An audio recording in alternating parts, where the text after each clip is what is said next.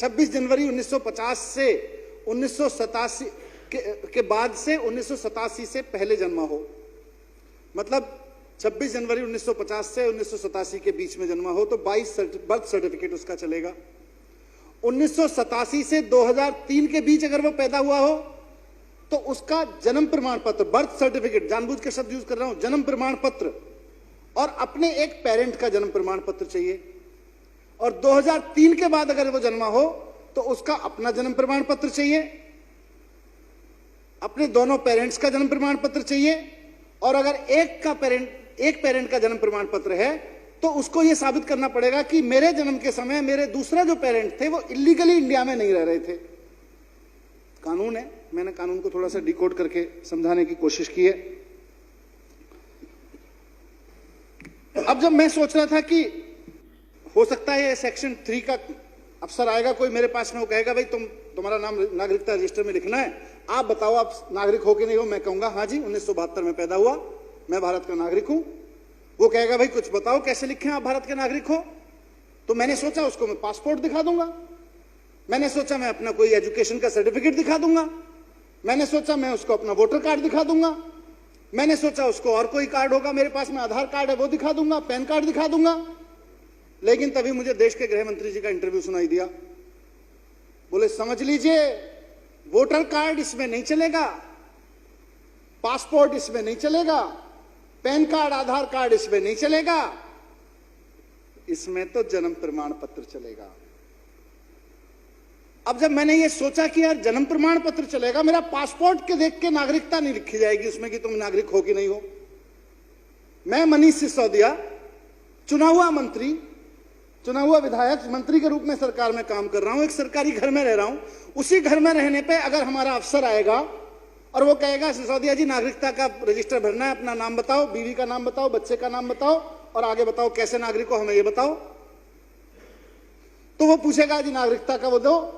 मैं कहूंगा पासपोर्ट, वो कहेगा नहीं ये नहीं चलेगा। मैं कहूंगा वोटर कार्ड, वो कहेगा ये भी नहीं चलेगा, क्योंकि वोटर कार्ड से तो ये लोग काटना चाहते हैं मेरा नाम, किसी का नाम, किसी का भी काटना चाहते हैं, काटने के लिए कर रहे हैं वोटर कार्ड से। फिर मैं कहूंगा भाई मेरे पास आधार कार्ड है, ये कहेंगे नहीं नहीं ये भी नहीं चलेगा। गृह मंत्री जी कह गए। तो अब मैंने कहा उसके बाद क्या होगा फिर मेरा। अब उसके बाद सर इस कानून में जो लिखा हुआ है उसको देख के तो मैं डर गया। मैं यहां पब्लिक रिप्रेजेंटेटिव हूं, जिनको रिप्रेजेंट कर रहा हूं वो भी डर रहे हैं और मैं भी डर रहा हूं।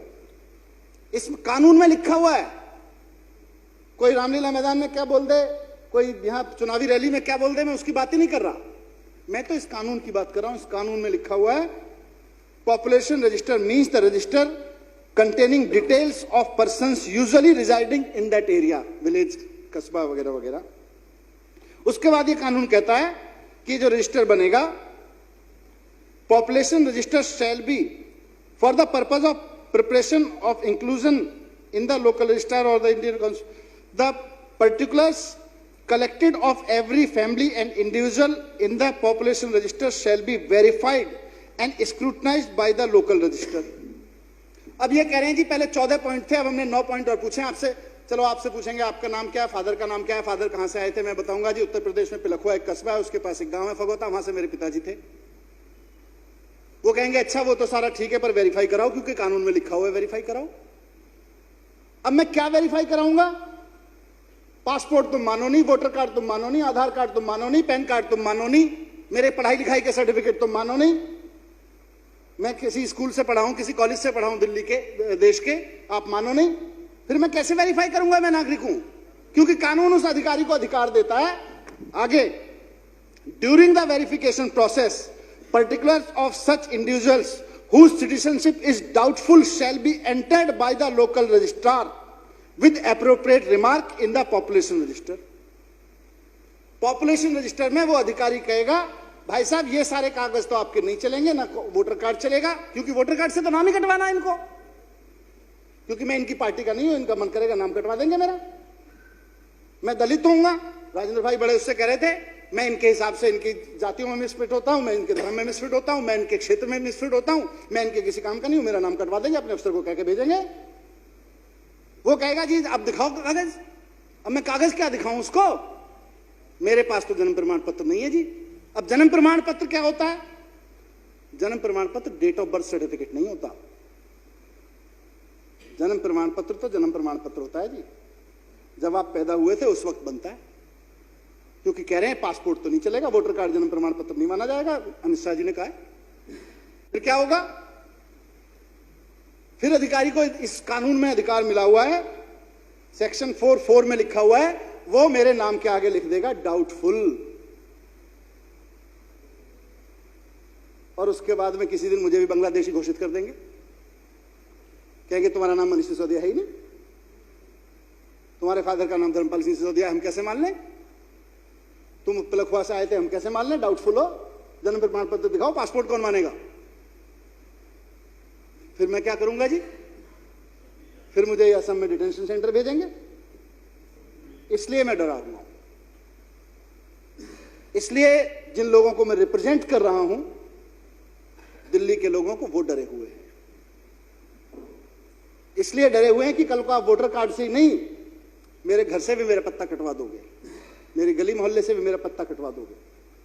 आपकी इंटेंशन वोटर कार्ड से नाम काटने की नहीं है, आपकी इंटेंशन उससे ज्यादा कहीं खतरनाक है।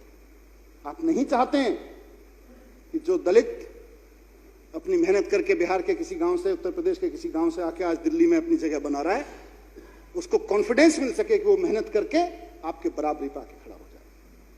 आप नहीं चाहते हैं कि किसी अनपढ़ परिवार का किसान का बेटा, किसी मजदूर का बेटा, किसी सामान्य दुकानदार का बेटा, उसकी बेटी अगर दिल्ली में आके मेहनत कर रही है और कहीं उसने जगह बना ली है, आपको प्रॉब्लम है फंडामेंटली उससे। आप सामंतवादी सोच के साथ ये कर रहे हैं, आपकी साजिशें हैं इसमें। और उस साजिश का मैं किसी भाषण पे नहीं जा रहा, मैं तो कानून पे जा रहा हूं। कानून एम्पावर कर रहा है उस अफसर को जो मेरे घर आएगा और वो मुझसे पूछेगा मनीष सिसोदिया जी बताओ नाम क्या है, मैं कहूंगा मनीष सिसोदिया, बोलेगा कागज दिखाओ, दिखाओ सर्टिफिकेट, मैं कहूंगा जी पासपोर्ट देख लो, होगा पासपोर्ट नहीं मानूंगा, वो कहेगा वोटर कार्ड नहीं मानूंगा, वोटर कार्ड से तो नाम ही काटना है तुम्हारा, इस चक्कर में तो तुम्हारा सर्टिफिकेट पूछ रहे हैं। वो कहेगा जन्म प्रमाण पत्र, अब 1972 का जन्म प्रमाण पत्र तो नहीं है जी मेरे तो। फिर कहेगा पिताजी का, तो पिताजी का भी नहीं है जी, मेरे पास तो नहीं है जी। अब मेरा नाम इस वोटर लिस्ट से कटेगा कि नहीं कटेगा, मैं तो इसको लेकर शंकित हूं, मैं तो इस बात को लेकर डरा हुआ हूं। तो अध्यक्ष महोदय, मैं माननीय मंत्री जी का, जो गोपाल राय जी का जो प्रस्ताव है, उसका समर्थन करते हुए, और राजनपाल गौतम जी ने एक बड़ी अच्छी बात, क्योंकि गरीबी की कही, कैसे पुराने जमाने में मेरे पिताजी के दौर में भी, हमारे घर में भी मुझे याद है, छप्पर में ही रखी जाती थी सारी चीजें गांव में, और वो कैसे जलती थी और कैसे बारिश में भीगती थी। जब ये बात कर रहे थे तो उसी वक्त मेरे एक दोस्त ने एक कविता भेजी, किसी ने, मेरे एक दोस्त ने कुछ लाइनें भेजी, मैं समझता हूं उसको पढ़ के अपनी बात खत्म करूंगा। कहां से लाऊं वो कागज, कहां से लाऊं वो कागज जो बाढ़ के पानी में बह गए, जो झुग्गी की आग में जल गए, जो कपड़ों समेत चूहे कुतर गए। मेरी पहचान मेरी गरीबी है, जो किसी कागज की पहेली, जो किसी कागज पे उतरी ही नहीं। कहां से लाऊं वो पहचान जो किसी कागज पे उतरी ही नहीं। बहुत बहुत